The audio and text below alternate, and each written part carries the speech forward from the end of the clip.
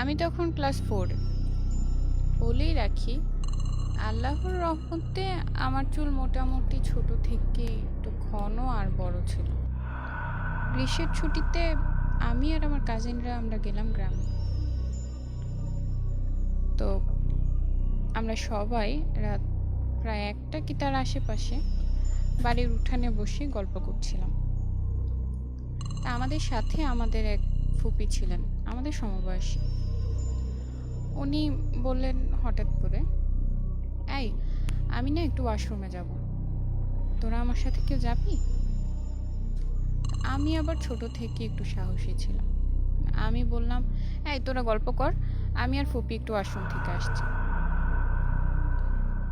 যেহেতু গ্রামের বাড়ি, আমাদের বাসা থেকে ওয়াশরুমটা বেশ ভালোই দূরে ছিল, আর ওয়াশরুমের পিছনে একটা বিশাল বড় বাঁশ ঝাড় ছিল।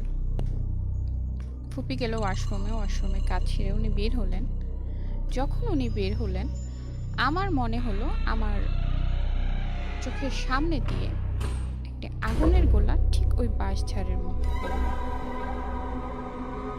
আমি তাকালাম, দেখলাম হ্যাঁ, সে আগুনের গোলা ওই বাঁশ ঝাড়ের একদম উপরে জ্বল করছে। ফুপিকে বললাম, ফুপি তুই সামনে কিছু দেখছিস? ফুপি তাকালেন, তাকিয়ে বললেন, হ্যাঁ দেখেছি, তাকানোর দরকার নেই, চল। আমরা এসে বললাম। তারপর সবকিছু ঠিকঠাক ছিল। অবশ্যই এর আগেই শুনেছি আমাদের বাড়িতে একটু ঝামেলা, বিশ্বাস করি না আমরা, ওই যে আমরা অনেক আধুনিক। তারপরের দিন আমরা শহরে এসে পড়লাম। গ্রীষ্মের ছুটিও শেষ, আর সবকিছু ঠিকঠাক ছিল। কিন্তু ওই দিন হঠাৎ করে আব্বু যখন স্কুলে দিয়ে আসলেন, তখন ক্লাসরুমে যাওয়ার সময় আমার মনে হলো আমার পিছনে কেউ একজন আমাকে ফলো করছে। আমি 2-3 বার পিছনে তাকালাম, কিন্তু কিছু দেখলাম না। এমনি প্রায় দিন আওয়াজটা শুনতে পেতাম, বাট আব্বু বা আম্মুকে কিছু বলিনি। কিন্তু কিছুদিন পর থেকে আমি অদ্ভুত জিনিস দেখা শুরু করলাম।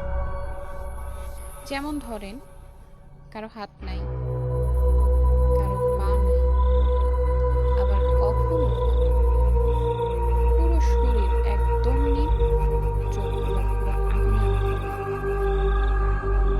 কিন্তু কখনো আমার কোনো ক্ষতি করেনি, শুধু মনে হতো যে হয় আমাকে ভয় দেখাতে চাচ্ছে, আর নয়তো আমার সাথে কমিউনিকেশন করার চেষ্টা করছে।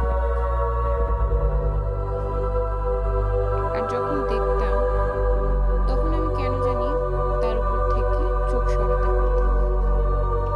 আমি হাজার চাইলেও ওটা থেকে আমার চোখটা সরাতেই পারতাম না। একবার তো ঘুমের মাঝে চোখ খুলি, চোখটা খুলতেই দেখি আমার পায়ের সামনে, মানে আমার পা চেপে ধরে কেউ একজন বসে আছে। আমি অনেক যাচ্ছি চোখটা সরিয়ে ফেলি, কারণ ছোট ছিলাম, ভয় পাচ্ছি। চোখ সরাতে যাচ্ছি, আমি চিল্লাম দিতে যাচ্ছি, আমি পারছি না। আম্মু এগুলো খেয়াল করে। আবার মাঝখানে আমি পড়ালেখায় খুব অমনোযোগী হয়ে গেলাম। তো আমাকে আবার এক ম্যাম পড়াতে আসতেন বাসায়। উনিও এই জিনিসগুলো নোটিস করলেন এবং নোটিস করে আম্মুকে যে বললেন যে আপনার মেয়ে পড়ালেখায় অনেক অমনোযোগী হয়ে যাচ্ছে, ওর দিকে একটু খেয়াল দেন। তা আম্মু আর ম্যাম আমাকে একদিন ওনাদের সামনে বসিয়ে জিজ্ঞেস করলো, কি হয়েছে তোমার? আমি সব বললাম যে এমন এমন কাহিনী, এগুলো আমার সাথে হচ্ছে।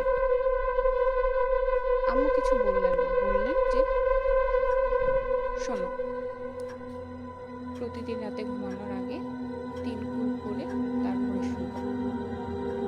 আর আম্মু আমাকে আয়াতুল কুরসি পড়ে বুকে ফুটিয়ে তারপর শোনাতেন। তারপর থেকে সাধারণত ওইরকম কোনো কিছু আমি দেখি যে হাঁটার আওয়াজ, ওইটা আমি অনবরত শুনতেছি। তো একদিন রাতের বেলা আমাদের বাসার পাশে একটি আতা গাছ ছিল। তো ওই বাসায় সাধারণত কেউ ঢুকতে পারতো না। তা আমি গেলাম বারান্দার মধ্যে, চুল ছাড়া ছিল। আমার তখন মনে হলো ওই গাছটা থেকে আমার দিকে কেউ তাকিয়ে আছে বা আমার দিকে তাকিয়ে কেউ হাসছে। আমি চোখ বাঁধতে যাবো, এমন সময় কেউ আমার চুল খুলে দিল। আমি এক চিল্লান দিয়ে আম্মুর কাছে চলে গেলাম। তো আম্মু সাথে সাথে ম্যামকে ফোন দিয়ে সব বললাম। তো তার পরদিন ম্যামের একজন আত্মীয় কি পরিচিত, উনি ছিলেন হুজুর। উনি আমার বাসায় আসলেন, আমাকে দেখলেন এবং বললেন, তুমি চুল ছেড়ে কোথাও কখনো যাবে না। তুমি 40 দিন রাতের বেলা চুল আঁচড়াবে না। 1, 40 দিন তুমি আয়নার দিকে তাকাবে না। তারপর থেকে ওইরকম আর কিছু শুনিনি আলহামদুলিল্লাহ, বা ওইরকম কিছু দেখিনি। তবে এটাও সত্যি, আমি যদি চুল ছেড়ে বাইরে যাই, আমার এখনো মনে হয় আমাকে কেউ ফলো করছে। বাট আলহামদুলিল্লাহ আমি মোটামুটি পর্দা করছি চেষ্টা। কিন্তু তাও মাঝে মাঝে মনে হয় আমার যেন ওই পিছু টানটা